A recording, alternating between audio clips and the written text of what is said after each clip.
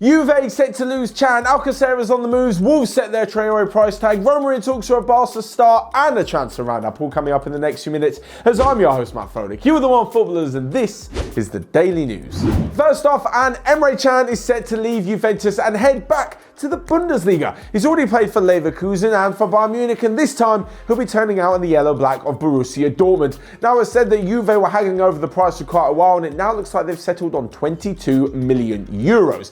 Obviously, this is a massive profit for Juve because they signed him on a free from Liverpool, and especially he's someone that really doesn't get a place in their squad. He wasn't involved in the Champions League team. He's only appeared 8 times in Serie A this season, and they really can't afford to lose him. As for Dortmund, it means they're having another good bit of business, and alongside Erling Haaland, have had a pretty strong transfer window. But talking of Dortmund, and to one of their strikers who looks like he'll definitely be leaving, that is Paco Alcacer. Now, obviously, with Haaland coming in and scoring a ridiculous amount of goals, the Spaniard Alcacer will look for first-team football. He just always seems like the kind of guy who will never find first-team football at that kind of level. So he looks to be moving back to Valencia. This is actually in stark contrast over the weekend with reports that he was going to be moving to Newcastle. Steve Bruce and his side have had a pretty good transfer window, bringing Nabil Bentaleb and Valentin Lazaro. And it looks like with the backing of their new wealthy owners, with that deal yet to be concluded, Paco Alcacer may be their first signing. It's between them and Valencia, but the reason I think he'll be going back to Valencia is because there's a much bigger deal involved, and that is their striker Rodrigo moving to Barcelona. Obviously, with the kind of money that Barcelona are offering, they'll then have a bit more to bring Alcacer in and maybe just see off the threat of Newcastle United. And next up, Wolves have set a price on their star winger Adama Traore, and that apparently is around £75 million.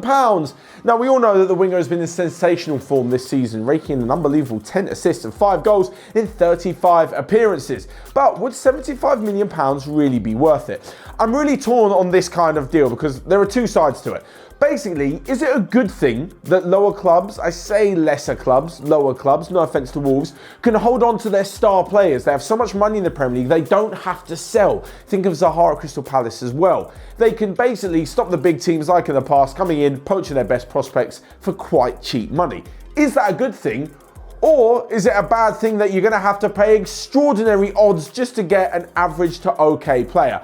I'm not saying Traore is okay to average, he's better than that, but he's certainly not in the top level. Again, think 75 million got Liverpool Virgil van Dijk. Now it may get, and Liverpool are one of the ones interested, you only Adama Traore. There's no disrespect to him, but the fact that teams can hold out for so much, meaning you're going to be paying over the odds for basically players that probably aren't worth it or would definitely not have been worth it about 10 years ago. I mean, we spoke about Newcastle earlier. They paid 40 million for Joel Linton from Hoffenheim, and he's been absolutely useless. But moving on yet again, and we come to Roma, who are interested in the Barcelona winger Carles Perez. Apparently this deal is going to be around £13 million, but they're still haggling over the fact that Barcelona want to insert a buyback clause. We've seen this so many times, especially with Barcelona. They sell loads of players. They bring loads to La Masia, they sell loads, but they always have a buyback clause just in case it turns out they're wrong and the player turns out to be really, really good. This seems like a little bit of an odd deal from Barcelona's point of view, though. I thought Perez has been rather impressive in the very few games that he's played this season, including getting the goal against Inter Milan in the Champions League. I'm not saying he's going to start by any means, but with all their attacking power, or lack of attacking power in the last few weeks of Barca, maybe they could do with having an extra player to not necessarily start, but to push the others, to push the likes of Ansu Fati, and to let Griezmann and Dembele know that there is a good young prospect coming through. I mean, maybe Barcelona don't really care, and they're relying on Messi to get them out of a big hole again. Anyway, for Roma, it's a pretty good deal. Justin Clive has been inconsistent. Nicola Zaniolo is out injured, and they really could do with some more options if they're to find themselves back into the Champions League places. So lastly but not least, we come to a quick roundup of the rest of the day's transfer news, where Aston Villa are going to buy Danny Sturridge, apparently, for around £4 million.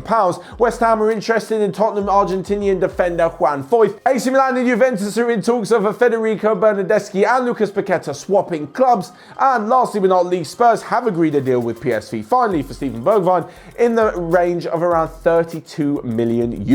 So there you have it. There's all of today's daily news. Let me know your thoughts on it down below on all of the topics that we've covered and anything else that you might have heard in the transfer window. Once you're down there, you can smash the like button and click here or here to check out all of the other videos we've got going on Onefootball. But until next time, I'll see you guys later.